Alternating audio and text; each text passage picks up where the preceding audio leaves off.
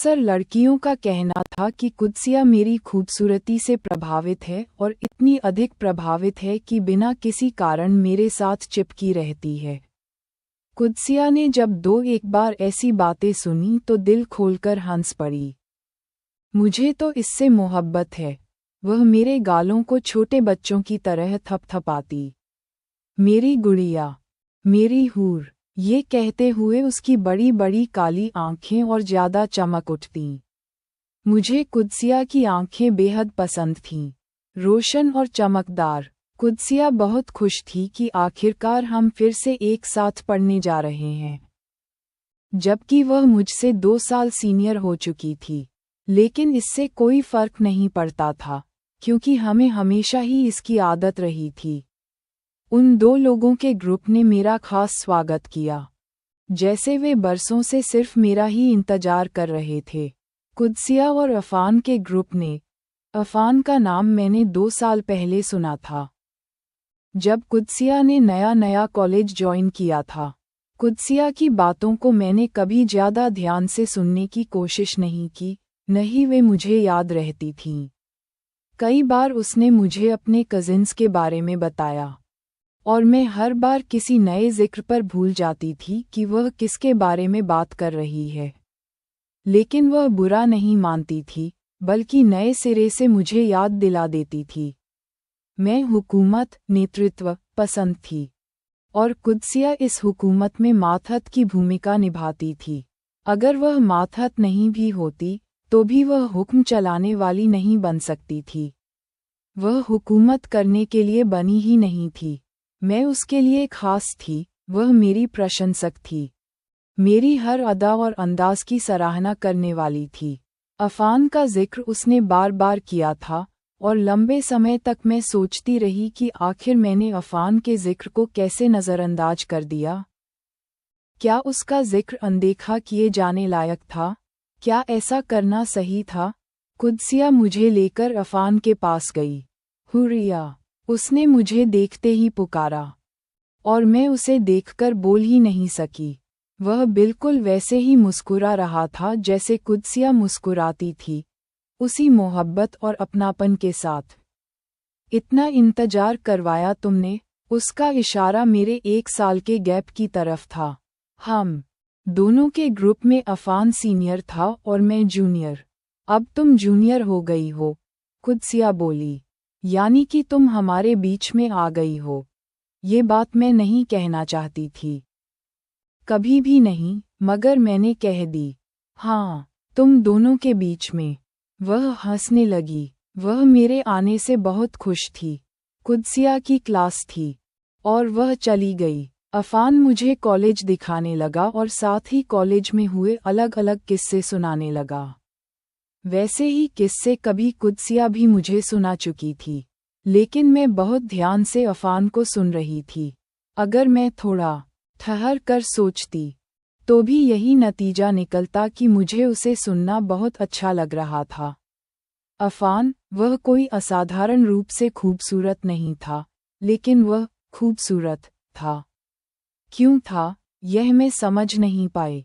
ये पहली नज़र का प्यार नहीं था, ये पहली नज़र की खूबसूरती थी। उसकी पहली नज़र की, जिसने मुझे बांध लिया था, मुझे उसके आगे बेबस कर दिया था। मैं उसके हाथों को उठाना, उसके होंठों का हिलना, उसकी नर्म मुस्कान, उसके सिर का हल्का सा झुकना, सब कुछ देख रही थी।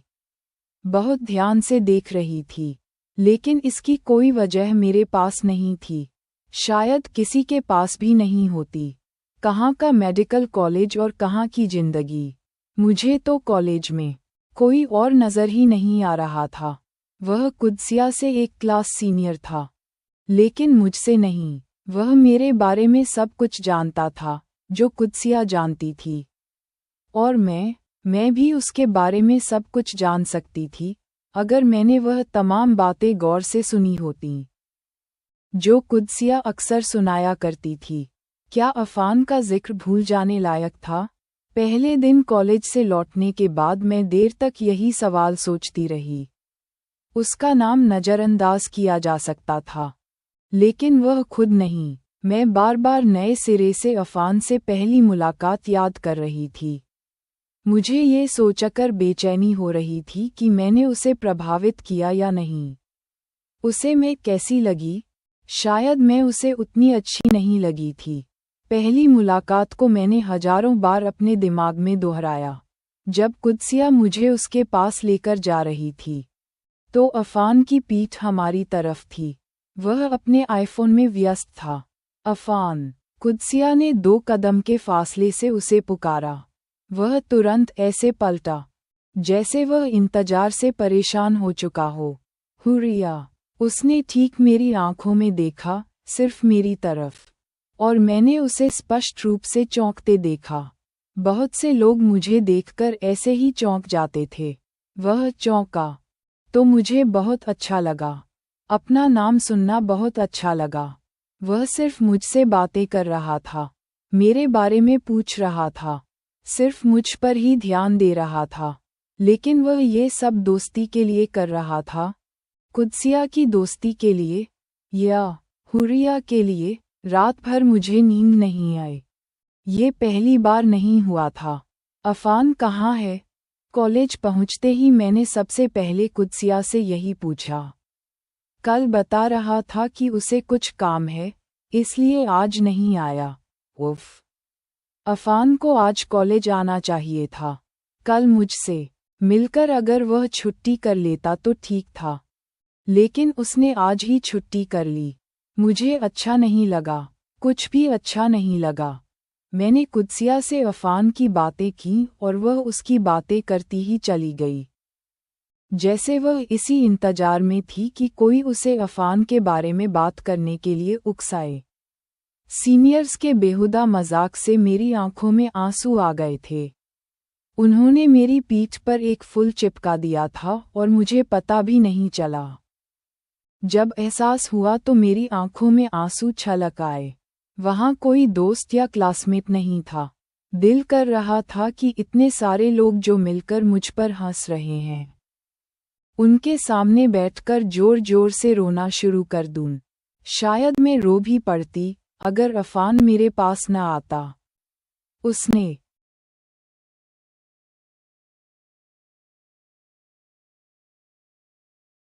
मुझसे लाइब्रेरी के बारे में पूछा। मैं खुद घबराई हुई थी। उसे क्या बताती? क्यों न हम मिलकर लाइब्रेरी ढूंढें? उसने पूछा। उसका अंदाज इतना अच्छा था कि वह मुझे वहाँ सबसे राहत देने वाला इंसान लगा। मैं उसके साथ चलते हुए लाइब्रेरी आ गई। किसी भी मजाक को इतना दिल पर नहीं लेना चाहिए कि उसके लिए आंसू बहाए जाएं। लाइब्रेरी में बैठकर खुद को रिलैक्स करो। मुझे उम्मीद है कि हम अगली बार अच्छे माहौल में मिलेंगे। फिर, आज से पहले मैंने कभी कुदसिया की लंबी कहानियों पर फिर जैसा सवाल नहीं किया था।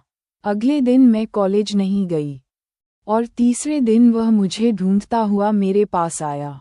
उसने मुझे अपना दोस्त बना लिया। अफान के दोस्त बहुत कम थे। उनमें से एक कुदसिया थी, लेकिन कुदसिया ही क्यों?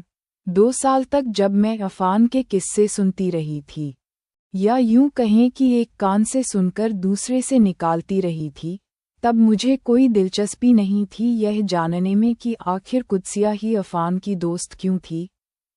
वह उसी के साथ क्यों समय बिताता था?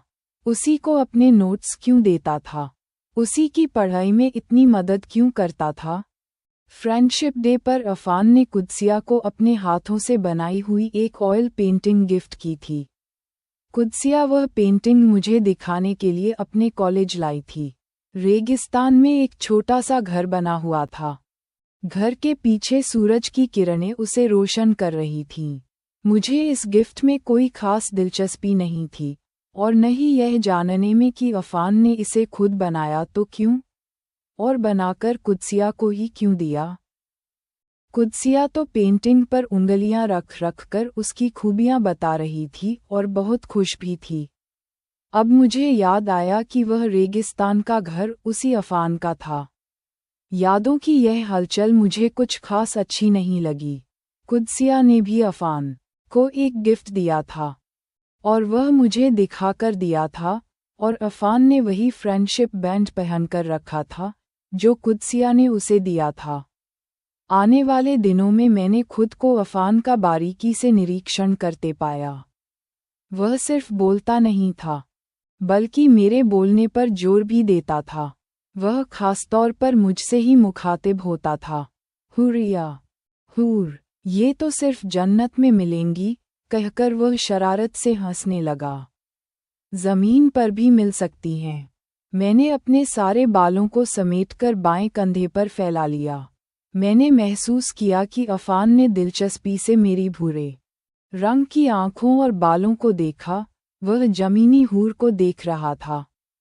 तुम्हारे मामले तक तो ठीक ही है कि जमीन पर भी मिल सकती हैं। किताबें समेटकर वह क्लास लेने चला गया। अनजाने में ही मैं उसे जाते हुए देखती रही। क्या हुआ? कुदसिया ने मेरी आंखों का पीछा किया। अफान की बात बुरी लगी? नहीं, बिल्कुल नहीं। तुम्हें अफान की बात बुरी लग ही नहीं सकती। वह ऐसी कोई बात करता ही नहीं जो बुरी लगे। कुदसिया शायद मेरी उस झुंझलाहट की वजह से कह रही थी जो मुझे कॉलेज में उसकी हाय हेलो फ्रेंड्स से होती थी। एक हाथ से बालों को ठीक करते हुए मैं कुदसिया की ओर देखने लगी। मुझे एहसास हो रहा था कि कुदसिया अफान को कितना अच्छी तरह जानती थी। वह क्या कह सकता है और क्या नहीं, यह उसे पहले से मालूम था। उनके बीच बहुत अच्छी दोस्ती थी, जैसे दो पक्की सहेलियां हों। अपने खाली समय में हम एक दूसरे के साथ होते। कभी मैं और कुदसिया, कभी मैं और अफान, कभी अफान और कुदसिया और कभी हम तीनों। इस 3 लोगों के ग्रुप में कोई भी लीडर नहीं था। तीनों ही बोलते थे, तीनों को ही सुना जाता था। वह एक सुनहरा वक्त था। हम तीनों खुश, बेफिक्र और एक दूसरे के साथ थे। उस समय न कोई हाकिम था और न कोई बड़े उमा। अगर कोई होता तो वह मैं होती। अफान की कुदसिया आज भी बोलती थी तो मैं एक कान से सुनकर दूसरे से निकाल देती थी, लेकिन अफान की कही हुई हर बात मुझे याद रहती थी। वह कुदसिया से भी ज्यादा मेरी पढ़ाई में मदद करता था। उसे पता था कि मैं कहाँ पढ़ाई में कमजोर हूँ। मैं अक्सर उसे पढ़ाई के बहाने फ़ोन करती रहती थी, यहाँ तक कि रात के 2-3 बजे भी। अगर मेरा मन उसकी आवाज़ सुनने का होता तो मैं समय की परवाह किए बिना उसे फ़ोन कर देती थी। मैं यह नहीं सोचती थी कि मैं ये क्यों कर रही हूँ। मुझे बस ये करना था। वह गहरी नींद में भी उठता तो भी मुझसे 10-15 मिनट तक बात करता। उसकी उनींदी आवाज़ मुझ पर नशे सा असर करती। मेरा दिल चाहता कि मैं बस उसे सुनती ही रहूं।